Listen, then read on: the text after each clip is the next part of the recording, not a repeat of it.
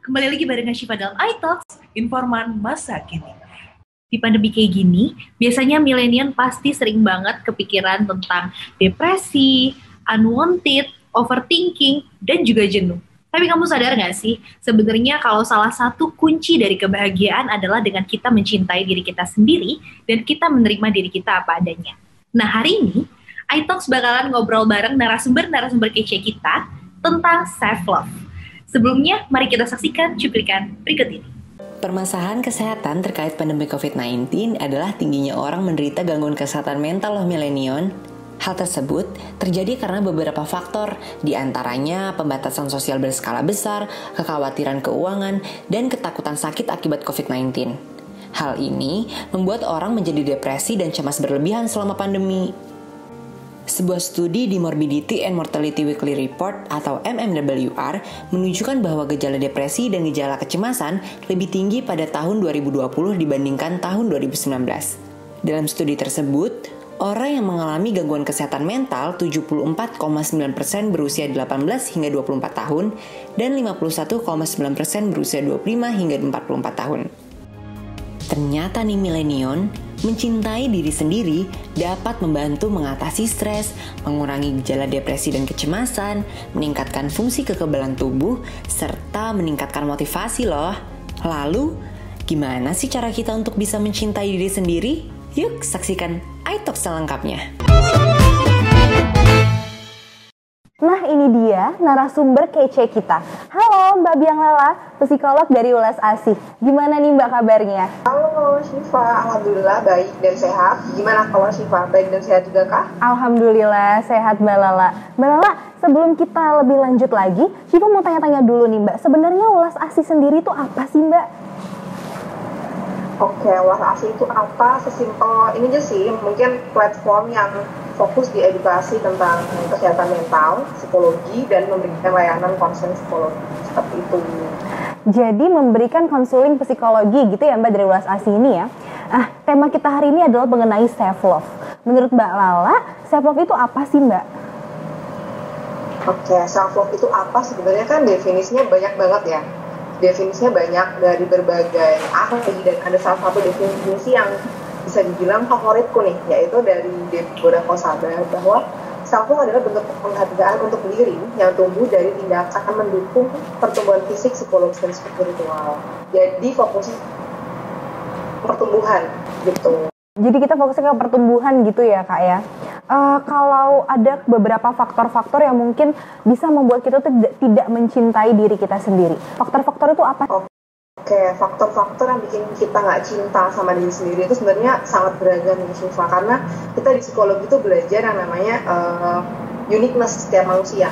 Pasti beda-beda gitu. Mau isunya sama, bisa aja faktor yang mempengaruhi latar belakang, masa lalu sebenarnya sangat berbeda. Nah, tapi ada beberapa hal yang mungkin bisa dibilang paling sering ya. Biasanya teman-teman atau kita yang belum bisa cinta sama diri sendiri adalah kita tuh belum bisa maafin diri kita atau kesalahan di masa lalu, atau kita nih belum bisa terima kekurangan, dan bahkan ada juga yang belum bisa menerima kelebihan diri gitu, itu juga ada. Terus apalagi ya, dan masih fokus ke kekurangan aja kayak gitu, kita belum sepenuhnya menerima diri. Nah kenapa sih kita tuh kok susah ya menerima diri kita gitu? Karena kita tanda kutip nih terbiasa dicintai dengan syarat, kita terbiasa diterima dengan syarat kayak gitu. Waktu kita kecil Itu seperti apa tuh? Yang paling sering terjadi, misalnya kita ranking atau juara kelas, orang tua kita kan senang akan mengucapkan kayak, oh kamu hebat ya, kamu anak mama nih kayak gitu kan. Tapi ketika kita nggak ranking, ketika kita nggak juara, kita nggak akan dapat validasi itu. Kita nggak akan dapat pengakuan itu.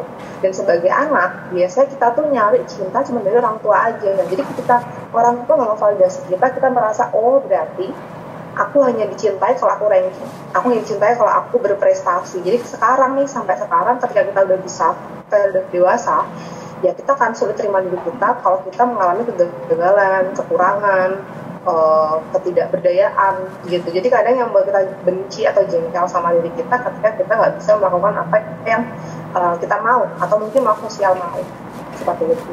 Benar banget ya Kak. Dan kalau di Biang Lala sendiri, di Kak Lala sendiri, itu case paling parah apa sih Kak yang pernah Kak Lala tangani? Apa ya? Banyak sih masalah self love itu, yang paling sering aja kali ya. Kalau yang paling sering itu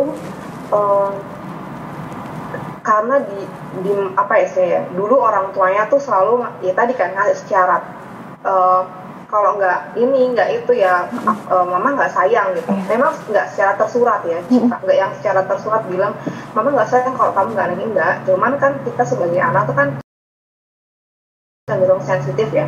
Kita paham ketika orang tua kita happy, orang tua kita nggak suka, itu kan kita ngerti gitu dari ekspresi wajah. Nah, karena kita anak juga kita belajar maksudnya belajar ekspresi, belajar pola orang tua gitu. Oh, kalau aku melakukan ini, orang tua aku senyum. Kalau aku nggak melakukan, orang tua aku sedih. Jadi kita merasa tertuntut gitu, melakukan sesuatu. Ada yang bilang juga, enggak kok Mbak, orang tua saya nggak pernah bilang seperti itu. Ya memang secara tersurat enggak, cuman secara unconsciously terjadi, dan itu memang gimana ya, itu adalah hal yang nggak bisa kita salahkan ke orang tua juga, karena itu adalah hal otomatis ya sih. Iya. Kayak pasti orang tua kan seperti itu. Iya, itu kayak udah dari alamnya seperti itu gitu ya Kak ya. Kak, gitu. Jadi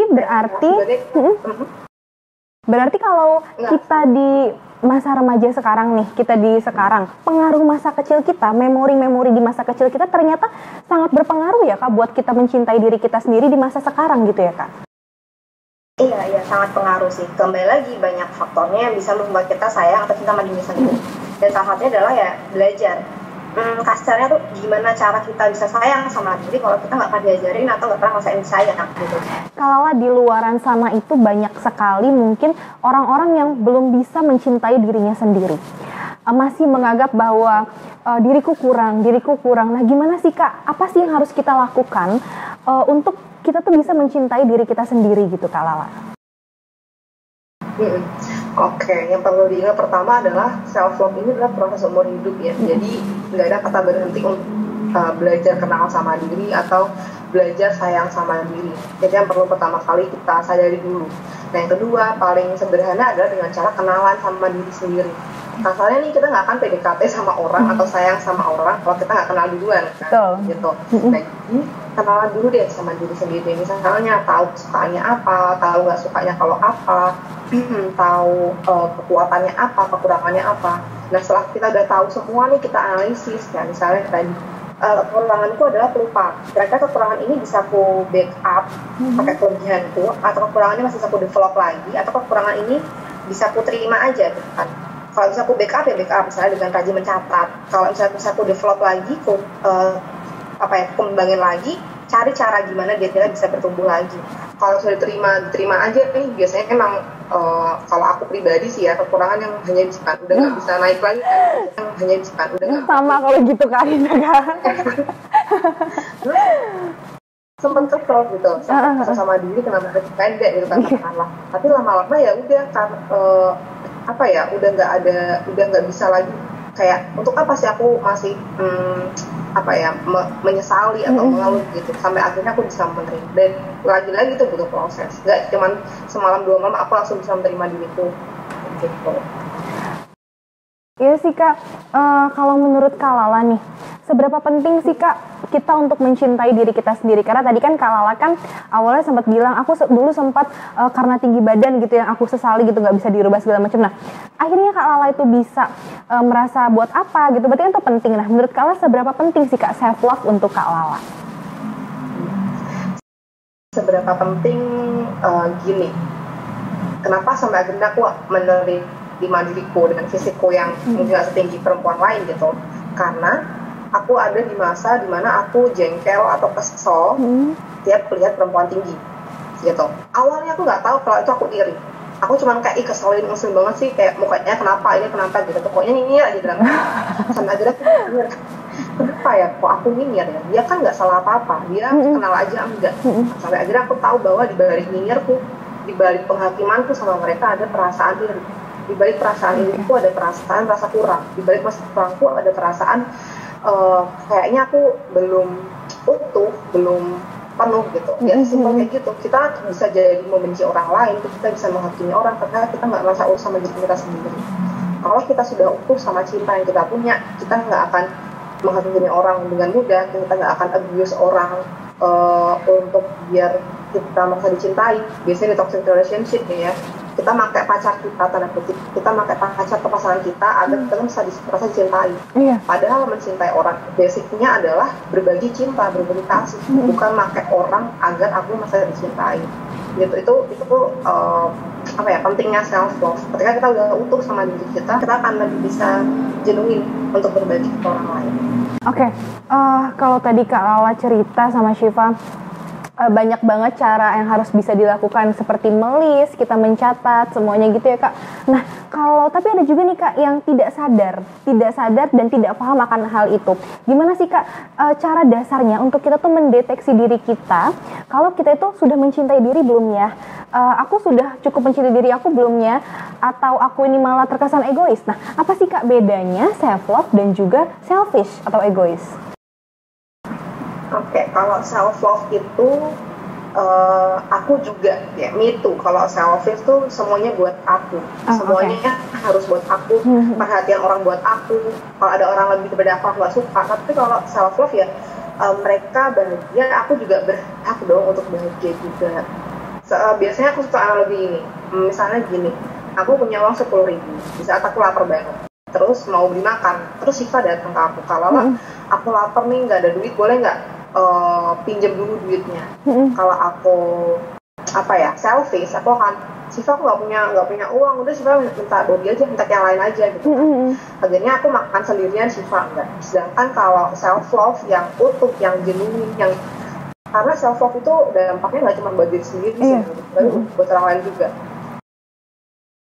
Syifa nih aku ada 10.000 nih, kita 5.000 yuk beli apa yang murah, apa yang penting kita bisa makan berdua, kita bisa kenyang berdua gitu. Atau ada juga orang yang justru ngasih semuanya buat orang lain, dia nggak mikirin dia sendiri. Syifa nih aku ada 10.000 deh buat kamu semua gitu. Yang paling enak atau paling win-win solution adalah ya udah 5.000 kita sama-sama kenyang, aku nggak kekurangan, dan Syifa juga nggak kekurangan, seperti itu. Itu sering analogikan seperti itu sih kalau self love. Kalau tadi Kala sempat bilang ya, ada juga orang yang punya uang 10.000 nih, terus dia kasih semuanya. Nah, apakah itu termasuk juga self love, Kala? Pertanyaan besar juga sih, maksudnya kenapa dia ngasih semua? Kenapa dia ngasih semua 10.000 itu ke orang lain? Kenapa dia ngasih semuanya ke orang lain?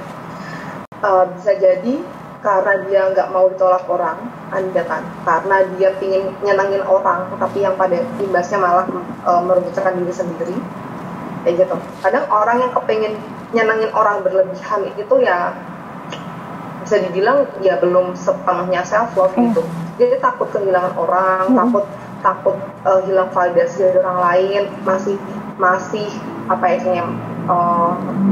mempercayai pendapat orang kayak gitu sepenuhnya ya, maksudnya yang berlebihan kan gak bagus. Iya benar sih Kak, segala sesuatu yang berlebihan memang tidak baik ya Kak ya.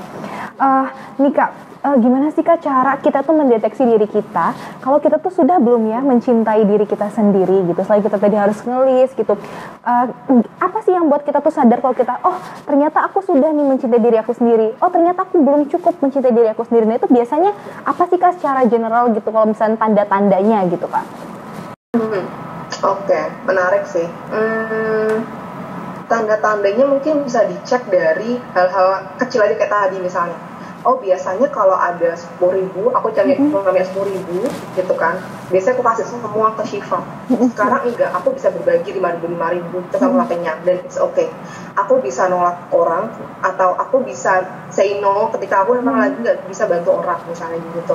Aku bisa senang ketika lihat ada perempuan cantik dan aku pengen support dia, hal kecil aja kayak gitu. Karena dan aku bisa misalnya aku punya kekurangan nih, punya kelemahan kayak pelupa, tapi aku bisa backup ini, aku bisa bertumbuh dari situ, aku bisa mengembangkan diriku lagi. Jadi dari hal-hal kecil itu kita coba dilihat before afternya, dulu gimana sih, sekarang gimana kayak gitu.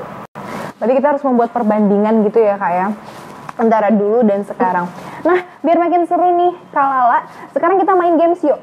Tapi Kak Lala nggak sendirian, karena juga ada Kak Cia, perwakilan dari Kita Berkisah yang juga ikut main game sama kita. Sudah bergabung nih di sini, yang cantik banget. Halo Kak Cia. Halo.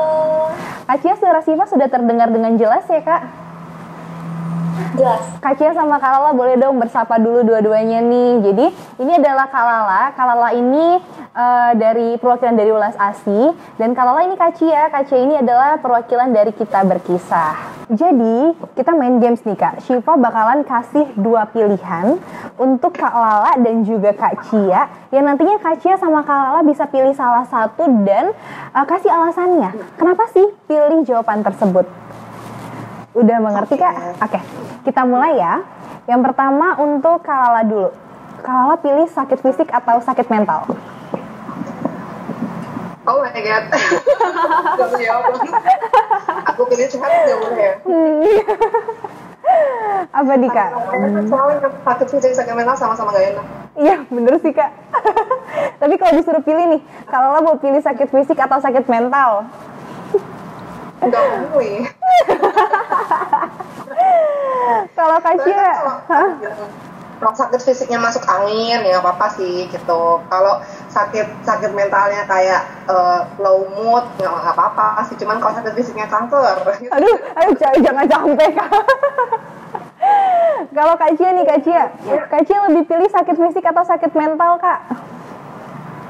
Aku sih sebenarnya pengen sehat, cuman aku sih mikirnya kalau misalnya memang sakit fisiknya yang kayak cuman demam gitu, aku pilihnya sakit fisik. Karena kalau sakit mental pasti akhirnya fisiknya kena juga, soalnya kan kalau mental itu lebih ke jiwa kan, dan jiwa tuh ngaruh banget gitu loh ke fisik. Jadi kalau misalnya udah sakit mental pasti fisiknya bakal kepengaruh juga gitu. Iya bener sih Kak, double ya gitu kita sakitnya ya. Aduh jangan sampai deh jauh-jauh. Lagi ya, aku mau ke Kak Cia dulu nih. Kak Cia pilih curhat ke teman atau curhat ke psikolog? Mungkin kalau misalnya belum berat sih aku lebih pilih curhat ke temen sih atau ke keluarga gitu. Oke, jadi lebih ke teman atau keluarga? Kayaknya kalau lebih susah terjangkau gitu. Oke nih, aku mau penasaran sama Kak Lala nih. Sebagai seorang psikolog nih Kak, Kak Lala kalau curhat pilih ke teman atau ke sesama psikolog nih Kak? Oke. Aku curhat ke temanku yang psikolog. Oh. Bener kata Cia tadi, kita tuh memang biasanya pasti pertama akan ke teman dulu, ke orang-orang terdekat. Itu memang cenderung orang Indonesia kan. Kita akan ke teman dulu, ke sahabat, keluarga, baru kalau misalnya dirasa butuh bantuan lebih, nah baru gitu, ke psikolog, ke psikiater, ke dokter. Iya sih. Syifa ada pertanyaan ketiga. Syifa mau ke Kak Lala lagi nih. Jika aku terlahir kembali, aku ingin menjadi yang aku sekarang atau yang orang lain? Yang aku sekarang. Wow, keren banget. Kalau Kak Cia gimana nih? Jika Kak Cia terlahir kembali, Kak Cia ingin menjadi diri Kak Cia yang sekarang atau diri orang lain, Kak? Yang sekarang sih. Oh, dua-duanya emang keren-keren banget ya, Kak. Dan ini ada games terakhir nih. Aku akan melakukan blank untuk mencintai diriku sendiri. Boleh dari Kak Lala duluan deh. Oke, aku jawab nih berarti ya. Akan melakukan apa untuk mencintai diriku sendiri? Gitu. Aku akan lebih banyak melakukan dialog sama diriku sendiri, mendengarkan apa yang sebenarnya diriku mau dan butuhkan untuk bisa mencintai diriku sendiri. Berarti lebih memahami diri kita sendiri begitu ya Kak ya. Kalau Kak Cia akan melakukan apa nih Kak untuk mencintai diri Kak Cia sendiri? Mungkin aku bakal lebih sering reflect more ke diri sendiri tentang kebaikan-kebaikan yang aku punya, terus lebih berhenti membandingkan diri aku dan give myself appreciation lebih aja. Wow, keren banget. Oke, Kak Lala, terima kasih banyak atas waktunya sudah mau sharing sama kita. Untuk yang terakhir, ada nggak ya nih Kak Lala kata-kata untuk milenial di luar sana yang lagi berjuang untuk mencintai diri mereka sendiri? Silakan Kak Lala. Oke, yang pasti kembali lagi bahwa self love atau cinta sama diri itu adalah perjalanan seumur hidup, terus berproses. Karena ketika kita sudah utuh dengan cinta, kita penuh dengan cinta, kita akan lebih genuine untuk berbagi dengan orang lain. Gitu. Terima kasih Kak Lala. Nah milenial, jangan kemana-mana dulu, karena setelah ini kita akan ngobrol lebih lanjut mengenai self love juga bersama Kak Cia dari Kita Berkisah.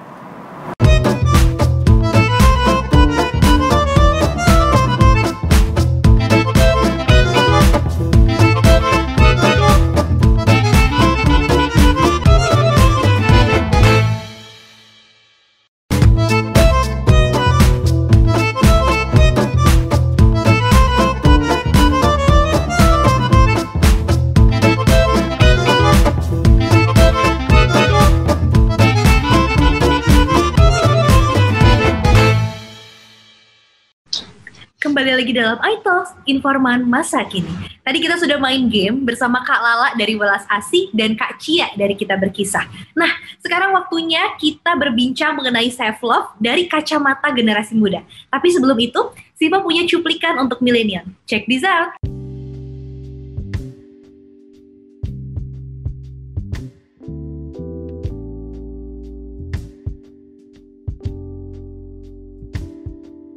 Pastinya pernah banget dong. Pernah. Saya pernah insecure. Pernah insecure.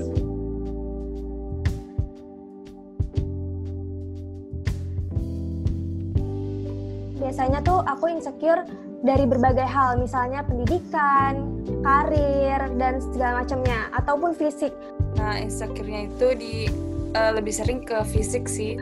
Terutama sih kalau aku pribadi insecure di body image gara-gara bentuk tubuh aku sendiri menurut aku kayak nggak sesuai orang-orang itu, sama tentang pendidikan gitu, kayak beda dari yang lain gitu. Gara-gara penampilan sih.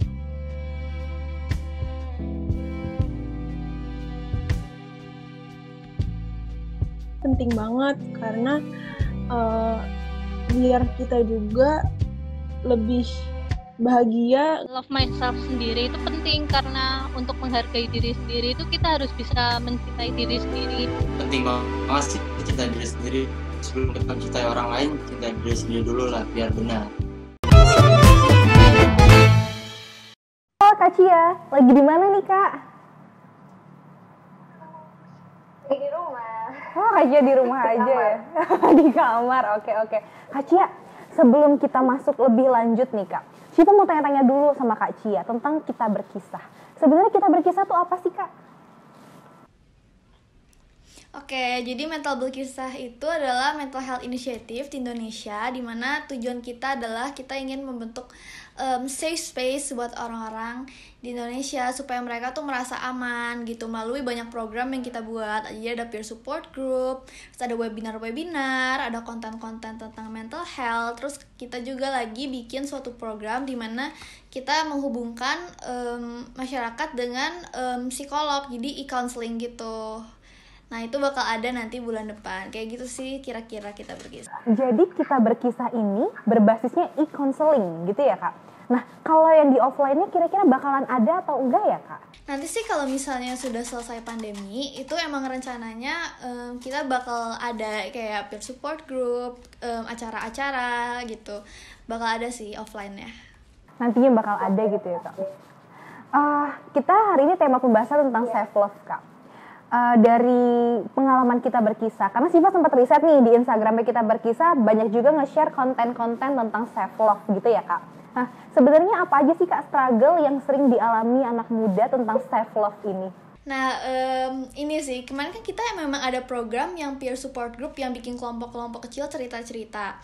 Satu-satunya tentang self-love. Nah, itu tuh banyak banget yang daftar topiknya self-love gitu. Berarti memang banyak banget anak muda tuh, hampir semua kayaknya struggle-nya di self-love ya. Dan kalau misalnya dipikir sih, dilihat alasannya, mungkin karena itu ya, karena sekarang kan sosial media kenceng banget, internet kenceng banget, dan orang-orang tuh saling menilai orang lewat angka gitu, jumlah followers, jumlah likes dan segala macam, dan mereka itu yang jadi something that define them gitu, dan bikin mereka makin membandingkan diri, ngerasa susah buat self love gitu sih. Kak, kalau di luar sana mungkin banyak sekali yang ngelihat dari followersnya, mengukur dari followersnya. Ada nggak sih, Kak, kalau di Kita Berkisah yang cerita, yang sharing karena aku kalah sama temanku itu, temanku dianggap lebih segalanya karena dia punya followers gitu, Kak, karena sosial media. Ada nggak sih, Kak, sejauh ini kasus yang seperti itu?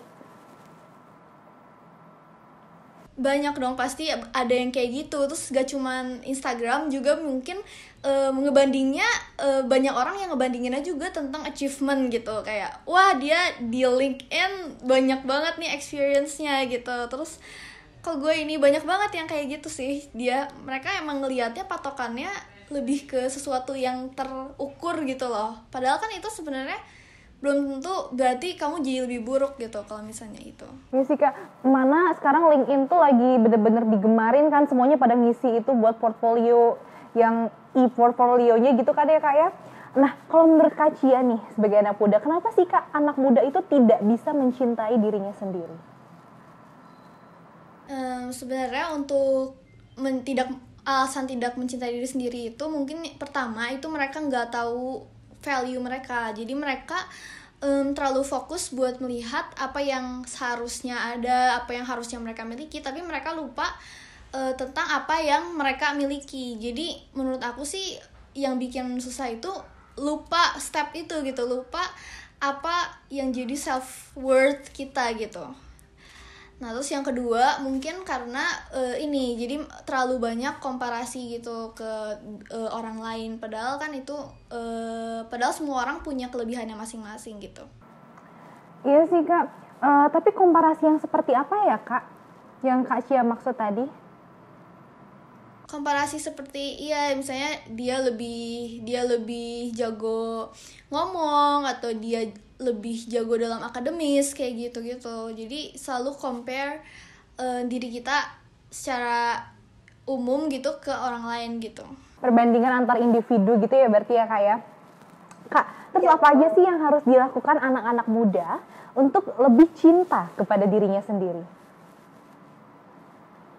Oke, jadi ini tadi udah sempat aku singgung. Jadi pertama sih menurut aku kita harus listing apa sih yang menjadi kelebihan kita, apa sih yang jadi kekurangan kita. Nah dari situ kalau misalnya kita benar-benar nulis, kita bakal jadi makin sadar gitu, oh ini nih yang jadi kelebihan aku. Terus kalau ada kekurangan, kekurangan semua orang tuh bisa diperbaiki kan, atau bisa ini. Nah dari situ kita ini bisa aku improve gitu.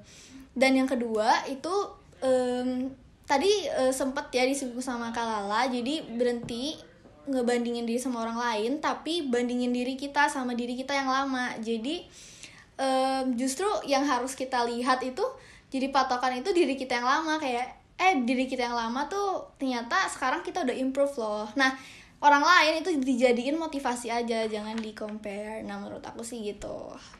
Bandingin diri sama yang lama. Kalau kayak Syifa Kak, Syifa dulu sering banget ngeliatin foto-foto Syifa SMP, kok aku SMP kayak gini banget ya gitu. Jadi kan kita sekarang lebih cinta sama diri kita yang sekarang ya Kak, walaupun kita belum sempurna gitu ya. Iya sih Kak.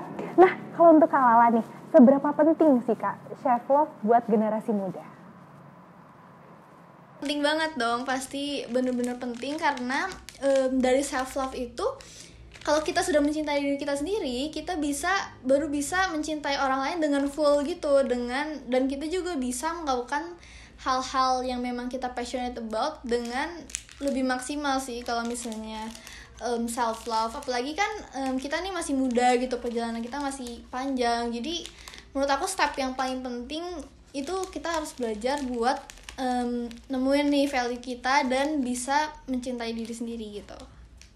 Kalau Kak Cia lihat nih Kak, self love versi anak muda zaman sekarang, itu yang seperti apa sih Kak? Ini yang ada di mata masyarakat gitu, atau gimana? Yang ada di pikirannya Kak Cia. Oh iya, self love ya ini sih ya menerima diri sendiri, gak melihat diri kita sebagai buruk, terus menerima diri kita apa adanya gitu. Sama kayak kita mencintai orang lain kan, kita menerima semua kekurangan dia. Nah ini sama, dibalikin aja. Jadi self love itu ya udah menerima semua kekurangan diri kita sendiri gitu. Kak Cia, ada nggak ya Kak pesan dari Kak Cia untuk anak-anak muda nih, generasi muda di luar sana di zaman sekarang yang lagi mau berusaha buat ayo aku bisa mencintai diri aku sendiri. Nah kata-kata motivasi dong Kak, kata-kata indah dari Kak Cia. Oke, jadi self love itu is all about mindset. You have to know that you are worthy, you are special, dan everyone itu pasti punya something yang valuable di dirinya, dan yang define that adalah yourself gitu. Jadi bukan orang lain, bukan achievementmu yang define your value, tapi dari diri kamu sendiri. Jadi punya value, kita semua punya value, kita semua itu baik, kita semua itu the best lah buat diri kita sendiri gitu ya Kak ya. Oke, terima kasih banyak Kak Cia sudah mau sharing mengenai self love di iTalk. Semoga kita bisa ketemu lagi dan ngobrol-ngobrol lagi setelah pandemi ini berakhir. Nah, untuk milenial, sudah banyak banget nih yang kita bisa ambil dari obrolan kali ini. Makasih banyak untuk milenial yang udah nonton iTalk. Jangan lupa tetap mantengin Ion TV karena bakalan banyak banget program-program kece yang bisa jadi nemenin kamu. Syifa pamit, sampai ketemu di iTalk episode selanjutnya.